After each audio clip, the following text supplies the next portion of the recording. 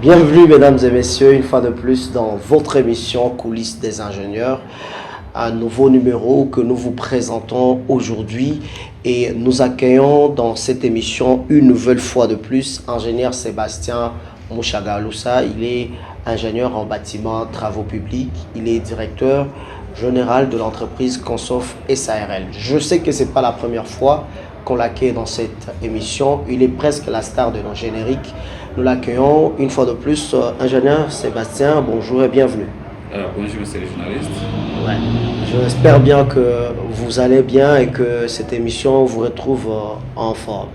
Oui, en fait, nous allons bien. Et l'émission nous retrouve bien sûr en forme parce que nous sommes toujours heureux et contents de partager avec vous à travers vos émissions. Que pour nous, c'est un cadre qui permet à informer à beaucoup de gens, avec beaucoup de jeunes ingénieurs, la façon de procéder, la façon de faire dans leur travail au quotidien.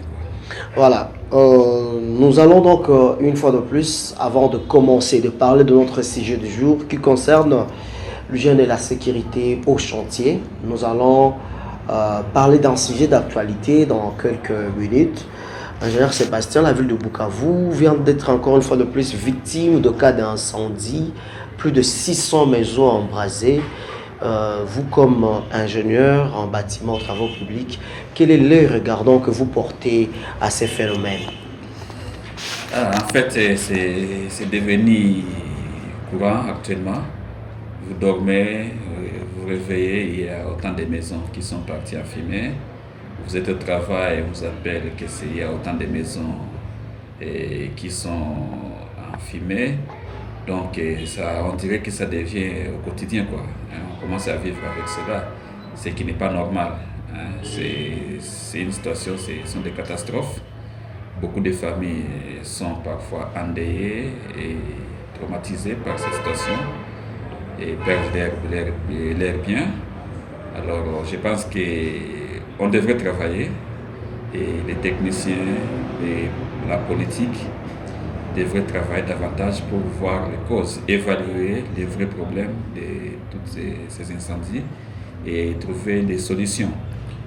Et parce que pour moi, je me dis autant de maisons entassées, tu vois, avec le système morcellement, on commence à voir les maisons qui ne respectent plus.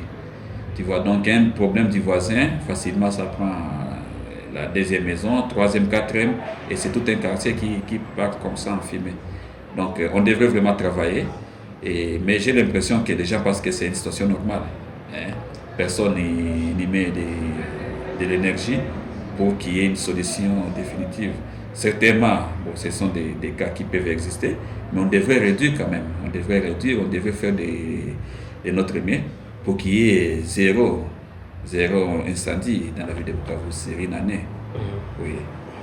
Alors, dans ce cas, nous revenons déjà, mesdames, messieurs, dans notre sujet principal. Nous parlons aujourd'hui de l'hygiène et la sécurité au chantier. Avec lui, nous allons aborder ce sujet concernant la sécurité sur les chantiers. Dans nos jours, c'est les gens qui vont dans des différents chantiers sans protection et même de patrons qui ne pensent même pas, des entrepreneurs qui acceptent de construire sans prendre en compte ces paramètres-là importants.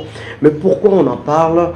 Quelles sont les causes, les risques à courir, les conséquences et que devrons-nous faire afin de trouver des solutions?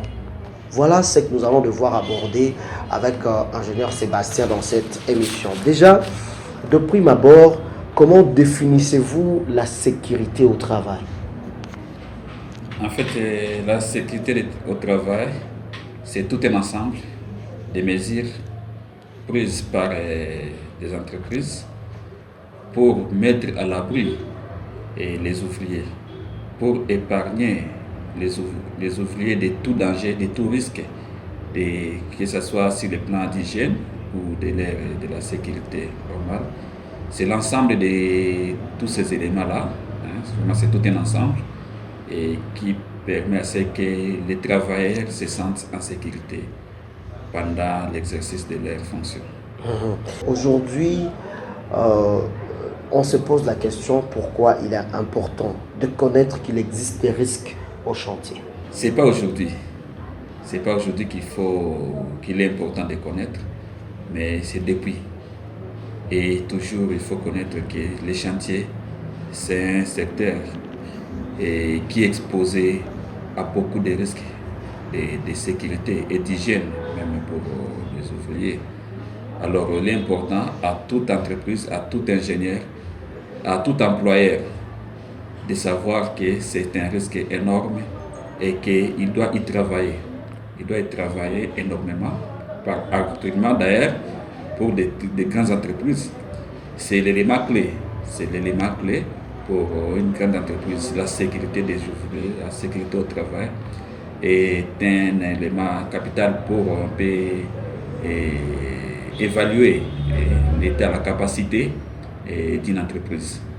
On ne peut plus s'en passer aujourd'hui. On ne peut pas dire que je suis une entreprise, mais j'ai fait fi à la sécurité des ouvriers. Non, sinon tu ne seras pas terminé ton chantier. Donc c'est en prenant la sécurité, c'est en mettant en avant l'hygiène dans ton milieu de travail que tu peux espérer produire un résultat. Donc il est important puisqu'il y a ces risques et il y a ces dangers dans les chantiers. Oui, les risques sont énormes. Il y a les engins, il y a l'électricité, il y a des tuyaux, il y a des travaux en hauteur. Aussitôt que les gens travaillent en hauteur, tu vois les risques qu'ils courent. Une fois qu'ils tombent, une fois qu'ils trébuchent, tomber à une hauteur de 12 et de 15. Il y a des maisons aussi, actuellement qui sont autour de 400 mètres de hauteur. Voilà. Nous allons revenir sur des cas palpables. Mais chaque année, ce sont de nombreux, voire de millions d'accidents qui se produisent au monde liés au travail et surtout dans des chantiers de construction. D'une manière globale, Sibsaint, qu'est-ce qui est à la base de cela? Déjà, les chantiers eux-mêmes, c'est la base. On ne peut pas se demander qu'est-ce qui est à la base, c'est les chantiers. Parce que les travaux qui se font dans les chantiers sont des travaux de manœuvre lourdes. Donc, on devrait vraiment en tenir compte. On doit savoir que c'est le travail, c'est l'activité même au sein du chantier qui est à la base, qui est à l'origine de ces accidents. D'où la nécessité d'y penser, de prendre les précautions, les mesures nécessaires pour limiter au risque, pour limiter ce genre d'accidents dans des chantiers. Nous avons eu des cas dans nos chantiers, dans certains de nos chantiers. Et Dieu merci, ce sont des accidents mineurs, mais on devrait aussi les éviter. Donc pour dire que pratiquement le risque zéro n'existait pas. C'est la prière de tous les employeurs et d'avoir les risques zéro. Mais on dirait que ça n'existe pas en fait. Alors, dans ces cas-là, certaines recherches annoncent que la manutention manuelle occupe le 40,1% des causes de blessures dans des chantiers. Pourquoi cela, ingénieur Sébastien? Ah oui, c'est la manutention déjà, tu as dit c'est une manutention manuelle, donc aussitôt qu'on est en contact avec les outils, donc il est allié qu'on fasse des mauvaises manœuvres et que ça blesse. Et raison pour laquelle j'ai dit bien avant qu'il est important de prendre les mesures. Et parmi les mesures, c'est la formation.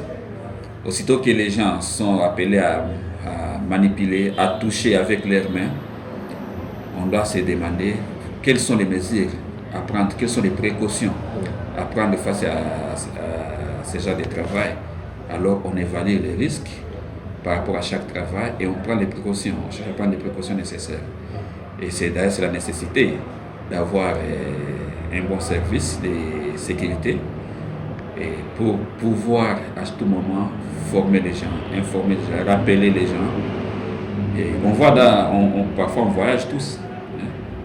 Dans les avions, c'est pas quand on entre qu'on dit que ça, on va faire des crashs, non. Mais à chaque fois qu'on y est, on nous rappelle des normes de sécurité.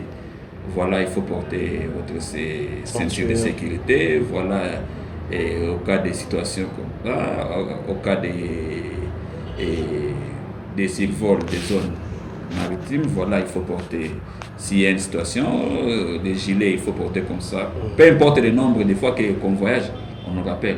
C'est ça aussi les chantiers. Peu importe l'expérience de l'ouvrier, il faudrait toujours avoir des bons services qui informent davantage les ouvriers et qui les rappellent, en fait.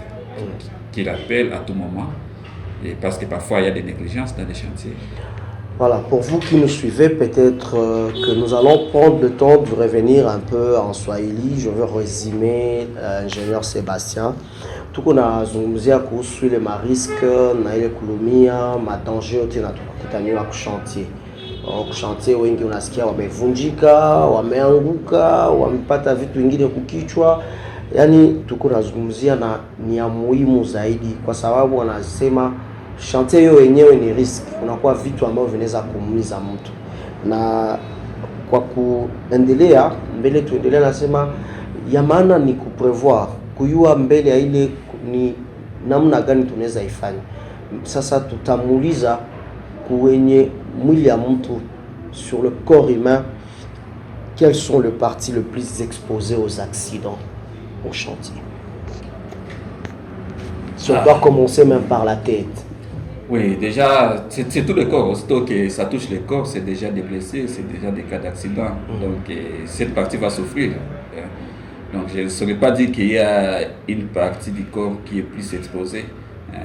Mais on peut comprendre que quand on touche la tête, on touche presque la partie moteur. Quand ça touche, par exemple, les cœurs, la poitrine, on sent que c'est trop sensible. Mais quand ça touche la main, on se dit, bon, je peux aller me faire soigner. Et sans problème. Mais c'est tout le corps qu'il faut protéger. Et raison pour laquelle, dans des termes simples, on parle des épis. Équipements personnels individuels de protection. Oui, donc ce sont des équipements individuels de protection, on appelle les épis, et qui sont obligatoires. Question de voir si on peut protéger quelques parties. Par exemple, la tête, si on demande des casques, on doit avoir des casques conformes, qui sont vraiment certifiés. La plupart de fois, c'est les ouvriers se plaignent que ça fait chaud et ils enlèvent ça. Ah non, c'est justement, c'est ça, c'est la raison de la formation et c'est la raison d'un inspecteur de sécurité dans les chantiers. Parce que l'inspecteur de sécurité veille à ce qu'à tout moment dans les chantiers, que l'ouvrier porte ses équipements, ses épis. Casque, par exemple pour la tête, ça protège. Si tu passes, il y a des travaux en hauteur, tu passes dessus, un marteau peut tomber. Tu vois, ici, des objets de masse. Ouais, ça, une brique. Si ça tombe des 6 mètres, de 10 mètres, déjà, c'est dangereux pour la tête. Raison pour laquelle on a des casques de protection. Et pour les yeux, parce que parfois il y a des éléments tranchants, il y a les barres de fer, tu peux être en train de passer, une barre de fer vient piquer dans l'œil, on peut t'arracher l'œil. Alors c'est comme ça qu'on limite par les ports des lunettes de protection, il y a des lunettes appropriées pour ça. Et il y a les bruits. Il y a les bruits auditifs, donc par rapport à tout ce qu'on fait comme quand on coupe les mélèzes des machines, oui, ça produit des bruits qui ne sont pas quand même à l'aise pour les oreilles. Et c'est comme ça qu'il y a les bouchons d'oreilles pour un peu limiter les taux de bruit qui peuvent entrer dans les oreilles. Et il y a les gants, il y a les gants classiques, il y a les gants anti-coupure qu'on peut donner pour les ferrailleurs, ceux qui manipulent les éléments tranchants. Il y a les gants anti-coupure, ça c'est pour protéger les mains. Il y a les boots. Les safety boots. Oui, les safety boots, ce sont des boots appropriés qui, même si quelque chose tombait sur toi, au moins les pieds sont sécurisés, les orteils pour amortir le choc. Oui, il y a les boots, il y a aussi quand même les tennis. Quand tu portes une tenue qu'on appelle habituellement salopette, ça te permet aussi de ne pas être exposé à quelques coupures. Par exemple, tu peux passer à côté d'un clou, Tu vois, si c'est une bonne, les bons quoi, une bonne Une bonne matière, salopette, bon, ouais. salopette, et D'un qu'on bon sort tissu. en forme, tu les portes, tu au moins légèrement sécurisé. Mais il y a aussi pour les travaux en hauteur, il y a les ceintures de sécurité. Il y a les ceintures de sécurité où à chaque fois on demande aux gens de s'attacher. Donc tu travailles mais tu t'attaches à quelque chose, même si toi, en hauteur on peut avoir de la vertige. Ouais, Tu vois? il y a même des gens qui ont Oui, oui. le mal de hauteur, qui Oui, est oui. aussi une maladie pour Oui, certaines il y a personnes. ça. Alors, tu ne peux rien faire, mais quand il est là, il faut qu'il soit au moins séqué. Attaché, oui. Oui, parce que s'il perd des puissances comme ça, En cas de il sera, glissade. oui, en cas de glissade, au moins il y a quelque chose qui les retient. Et là, vous pouvez prendre votre échelle, l'équipe de secours peut venir facilement les récupérer et mettre dans la position idéale. Voilà. Alors, dans ce cas-là, quelles sont les conséquences sur la personne d'un accident sur le chantier? Les conséquences sont énormes. Allons lentement sur, par exemple, la personne elle-même. On peut même parler sur sa famille. On peut même aller sur le travail lui-même, l'entreprise elle-même. On peut parler sur le cas du matériel, voire sur le plan même de la nation tout entière. Oui, comme on vient de le dire, les conséquences sont énormes et nombreuses. Et la plus grave, c'est de perdre quelqu'un sur le chantier.